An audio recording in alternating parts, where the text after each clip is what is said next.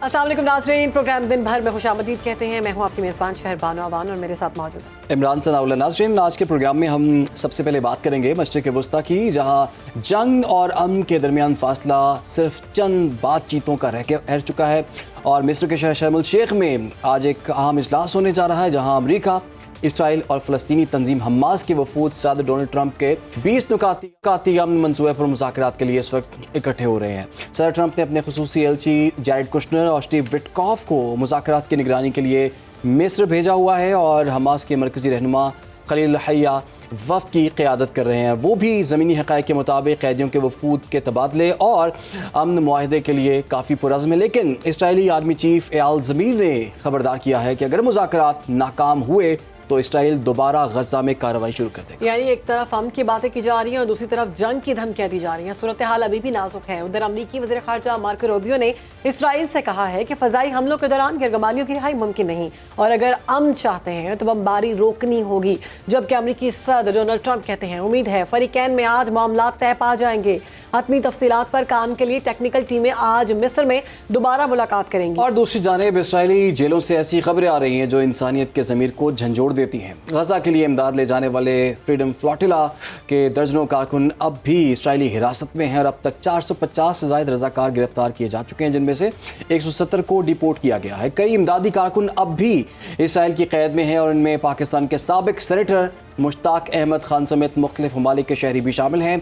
रिहाई पाने वाले इमदादी कारकुनान ने इसराइली हिरासत में बदतरीन सलूक के इंकशाफात किए हैं। किसी को पिंजरों में बंद रखा गया, किसी को बर्फीले कमरों में घंटों बिठाया गया, काफ़ी ज़्यादा जुल्म भी होता रहा। इस वक्त क्या सूरत हाल है जान लेते हैं और बात कर लेते हैं। हमें ज्वाइन किया है साबिक सफ़ीर हैं शाहिद कैनी साहब, उनको प्रोग्राम में खुशामदीद कहेंगे। इसके साथ साथ हमें तर्जुमान गजा जलाल अल्फरा साहब ने भी ज्वाइन कर लिया, उनको भी वेलकम करेंगे। सबसे पहले जलाल साहब, हम आपसे आगाज़ करते हैं क्योंकि आप इस प्रोग्राम में गाहे बगाहे गज़ा के लोगों की आवाज़ बनकर जो है वो सामने आए हैं। ये बताइए, जो एफ़र्ट्स हो रही हैं और इस बात के इम्कानात भी ज़ाहिर किए जा रहे हैं, शायद आज या कल तक जो है किसी नुक्ते पर इत्तफाक हो जाए। अगर ये 20 नुकाती मंसूबा जिसे सब कबूल कर लेते हैं, तो क्या इसको सेलिब्रेट करना चाहिए या अभी और मराहिल होंगे? जी बहुत शुक्रिया इमरान साहब। सबसे पहले बात तो ये कि 20 नुकात पर इत्तफाक होना तो एक नामुमकिन बात है मेरी नज़र में, और गज़ा के फ़लस्तीन के अवाम, जितनी भी हमारे अरब की तज्ज़िया निगार, सीनियर पॉलिटिशियन जितने भी हैं, हमारा तो एक ही राय है, इस तमाम 20 निकात पर 20 तो खैर पहले तो 21 थे, फिर नेतन्याहू जाकर अमेरिका में जाकर एक को माइनस करके 20 करवा के आ गया था। मेरे ख़्याल में 20 पर इत्तेफाक करना तो नामुमकिन है। अब 20 को अब छोड़िए, हम तो शुरू से पहला जो नुक्ता है यरगमालियों को जो रिलीज़ की बात हो रही है इस वक्त, यरगमालियों को जो छोड़ने की, इसमें भी शायद ना इत्तेफाकी भी हो सकती है, क्योंकि हमास का कुछ ख़ास फिगर्स है कैदियों के, जो फ़लस्तीनी कैदियों की रिहाई का मुतालबा कर रही है इसराइल से, जो इन नामों पर इख्तिलाफ हैं। अच्छा, दूसरी बात, ये जो पहला शक है इस पूरा 20 निकात के अंदर है इमरान भाई जी, इस शक पर वैसे हमास इस पे आमादा थी आज से 1 साल पहले।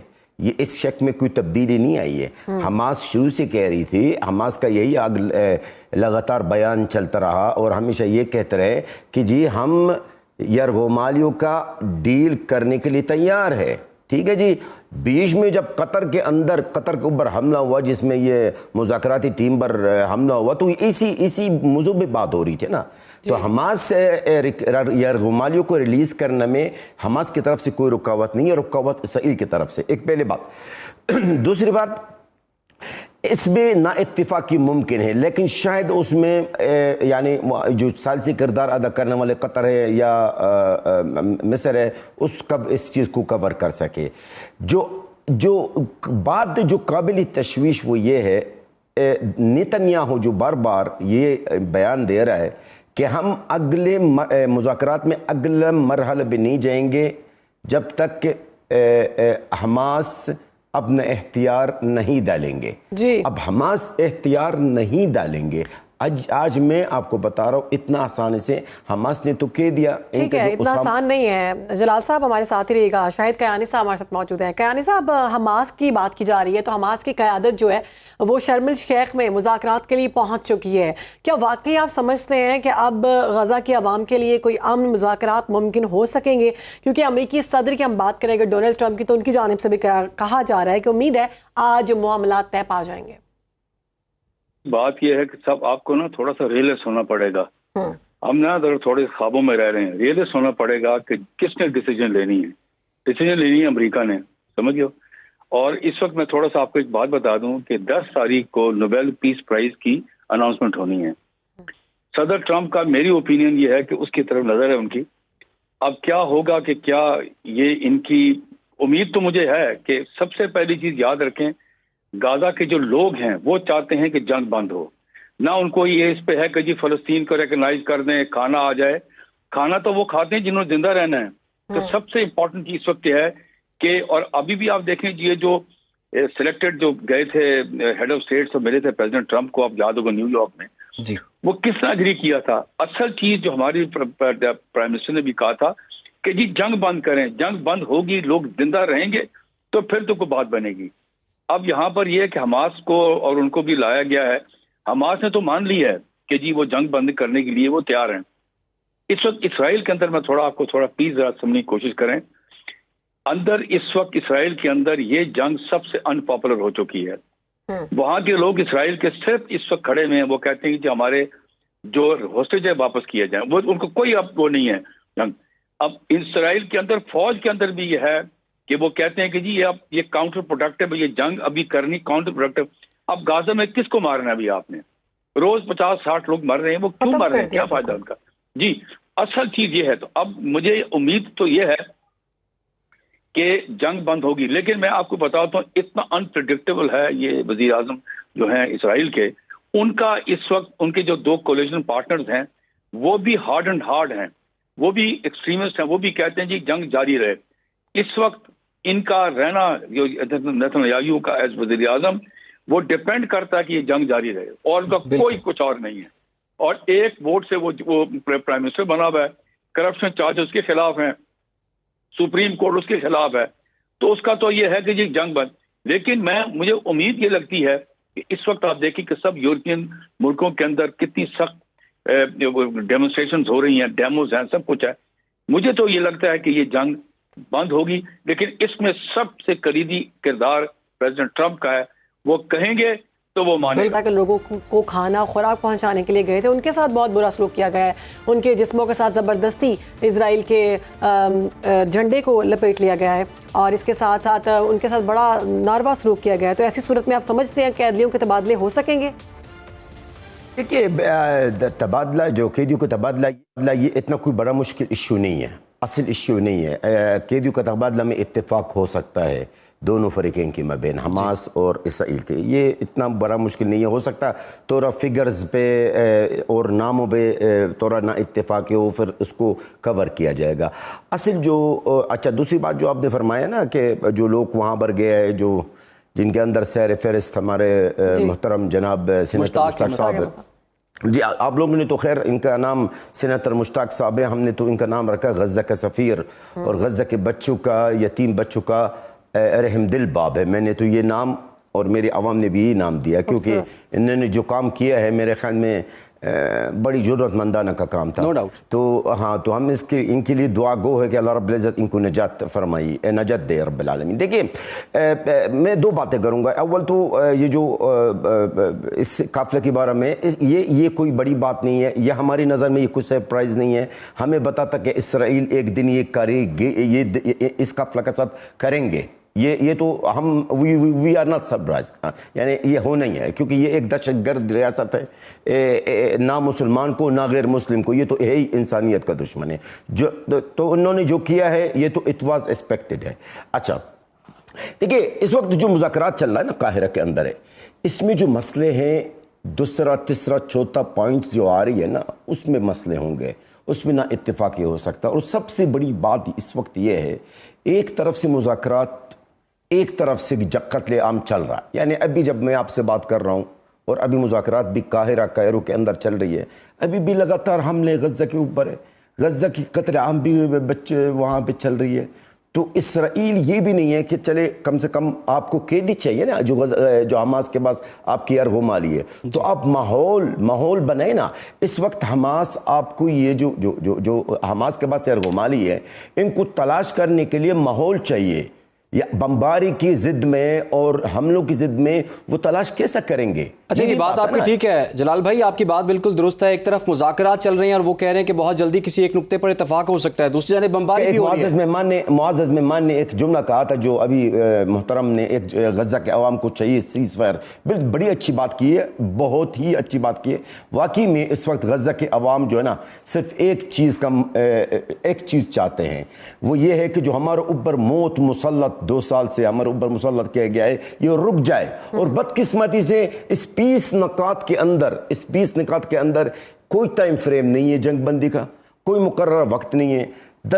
ٹرمپ نے اسرائیل کو ہدایت کی ہے کہ ابھی فی الحال ہم نہ روک دے, اس کے باوجود بھی جب اس کے باوجود حملے چل رہے ہیں. تو یہ میرے خیال میں وہی آپ کے جو مہمان فرما رہے تھے, بہترین بات انہوں نے کی.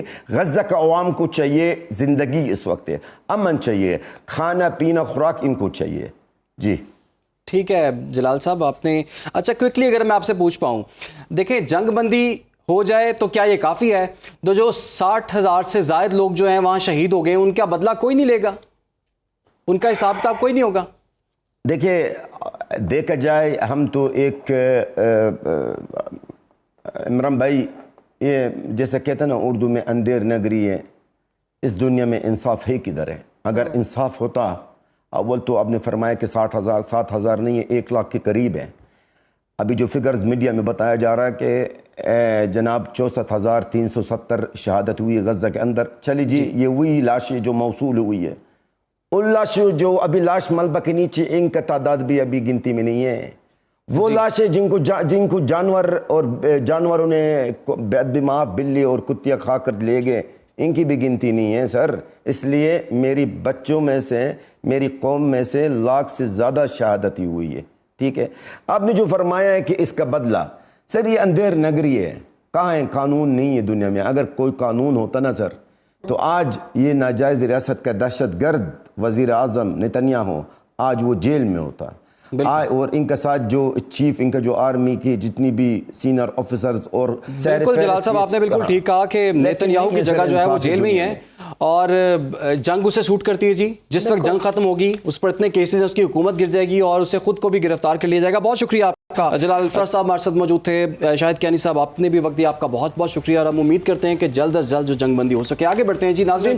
مارکے حق میں عالمی سطح پر رسوائی کے بعد بھی بھارت کا جنگی جنون کم نہیں ہو رہا. شکست کے باوجود بھارتی سیاسی اور فوجی قیادت اپنے عوام کو مطمئن کرنے کے لیے ایک بار پھر جارحانہ بیانات دینے میں مصروف ہے. بھارتی آرمی چیف جنرل اپندر دویدی نے آپریشن سندور کے دوسرے مرحلے کی بات کر کے خطے میں کشیدگی بڑھا دی. بالکل, پاکستان نے واضح پیغام دیا, کسی بھی جارحیت کا جواب پہلے سے زیادہ سخت اور فیصلہ کن ہوگا. سابق مشیر قومی سلامتی جنرل ریٹائرڈ ناصر جنجوعہ نے بھی خبردار کیا کہ بھارت دوبارہ میزائل حملہ کر سکتا ہے, اس لیے پوری نظر رکھنا ہوگی. پاکستان کے پاس جدید دفاعی ٹیکنالوجی موجود ہے اور کسی بھی حملے کا مؤثر جواب دینے کی بھرپور صلاحیت رکھتا ہے. جبکہ وزیر دفاع خواجہ آصف کہتے ہیں بھارت کی طرف سے کسی ایڈونچر کو نظر انداز نہیں کیا جا سکتا. اگر بھارت نے کوئی غلط قدم اٹھایا تو نقصان اسے ہی ہوگا. آپ کو بتائیں وفاقی وزیر احسن اقبال کہتے ہیں کہ بھارت حسد اور بوکھلاہٹ میں جل رہا ہے. مارکہ حق کے بعد دنیا میں پاکستان کا قد بڑھا ہے. اب بھارت کو مکمل یقین ہو جانا چاہیے کہ پاکستان پر کسی بھی جارحانہ اقدام کا جواب پہلے سے کئی گنا زیادہ تباہ کن ہوگا. حکومتی ایوانوں میں ہلچل ہے. سیاسی دراڑیں جو بند کمروں تک محدود تھی باہر آ گئی ہیں. مسلم لیگ نون اور پیپلز پارٹی میں اختلافات کھل کر سامنے آ گئے ہیں. آج ایک دوسرے کے سامنے ہم دیکھ رہے ہیں کہ سفارہ نظر آ رہے ہیں. بالکل جی, ایک دوسرے کے بالکل سامنے ہیں. وزیر اطلاعات عظمت بخاری نے آج پریس کانفرنس کی, انہوں نے کہا کہ سندھ حکومت کو نئی پیشکش بھی کی ہے. ان کا کہنا تھا کہ آئیں آپ کو پنجاب دکھاتی ہوں اور آپ مجھے اندرون سندھ لے چلیں. ہر بات پر آپ مرسوں کرتے ہیں, ہم بھی کہہ رہے ہیں کہ مرسوں پانی نہ ڈیسوں. انہوں نے مزید کیا کہا یہ دیکھ لیتے ہیں.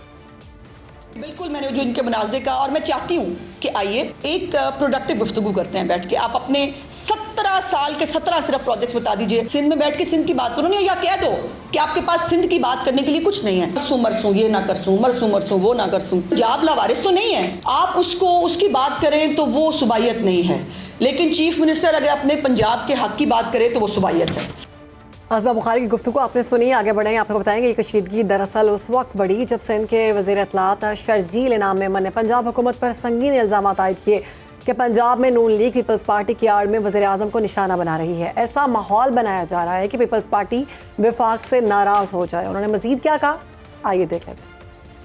حکومت کی طرف سے مسلسل تنقید، انڈائریکٹلی ٹارگٹ پیپلز پارٹی ہو رہی ہے، لیکن اصل ٹارگٹ ان کا جو وفاقی حکومت خود ہے. جو ان کے آپسی ایشوز ہیں پرائم منسٹر صاحب کے ساتھ یا وفاقی حکومت کے ساتھ، ہماری آڑ میں شاید اس کو سیٹل کرنے کی کوشش کی جا رہی ہے. ہم پنجاب حکومت کی یہ سازش جو کہ وفاقی حکومت کے خلاف کی جا رہی ہے، اس میں ہم ان کو کامیاب ہونے انشاءاللہ تعالی نہیں دیں گے. جنوبی پنجاب جائیں گے تو وہاں لوگوں کا حال بہت برا ہے. لوگ امداد کے لیے ترس رہے ہیں، لوگوں کی فصلیں تباہ ہو گئی ہیں. اور اس کے ساتھ ساتھ آپ کو ہم یہ بھی بتائیں گے کہ اس الزام کے جواب میں پنجاب کی وزیر اطلاعات عاصمہ بخاری نے سخت رد عمل دیتے ہوئے کہا کہ آپ اتنے نادان ہیں کہ پنجاب حکومت آپ کو وفاق کے خلاف سازش میں دھکیل رہی ہے. عاصمہ بخاری نے یہ بھی تنقید کی کہ کیا سیلاب متاثرین پر سیاست کرنے کا اختیار آپ کو وزیر اعظم نے دیا تھا. یوں لفظوں کا یہ سلسلہ ختم ہونے کی بجائے آج مزید تلخ ہو چکا ہے. وزیر محنت سندھ سعید غنی نے آج کھل کر وزیر اعظم شہباز شریف سے سوال اٹھایا ہے کہ جناب آپ کی وزیر اطلاعات پنجاب عاصمہ بخاری نے بلاول پر سازش کے الزامات لگائے ہیں، تو آپ وضاحت کیوں نہیں کرتے؟ اگر بلاول نے سازش کی ہے تو کیا سازش کی ہے؟ بالکل یہ ملاحظہ کیا آپ نے بیانات سب کے، اور اب دیکھ رہے ہیں کہ جو صورتحال ہے وہ انتہائی اختلافات بڑھتے جا رہے ہیں. ابھی سے کچھ دیر پہلے سینٹ میں بھی ہم نے دیکھا کہ پیپلز پارٹی کی جانب سے واک آؤٹ کیا گیا. قومی اسمبلی میں راجہ پرویز اشرف نے اظہار خیال کرتے ہوئے کہا کہ ہم صرف پاکستان کا سوچتے ہیں، پاکستان کی بات کرتے ہیں، اور اس پر عدم اعتماد کی بھی بات کی گئی. اسی پر بات کریں گے. ہمارے ساتھ موجود ہیں سلمان عابد صاحب، سینئر تجزیہ کار ہیں. سلمان صاحب بہت شکریہ پروگرام میں وقت دینے کے لیے.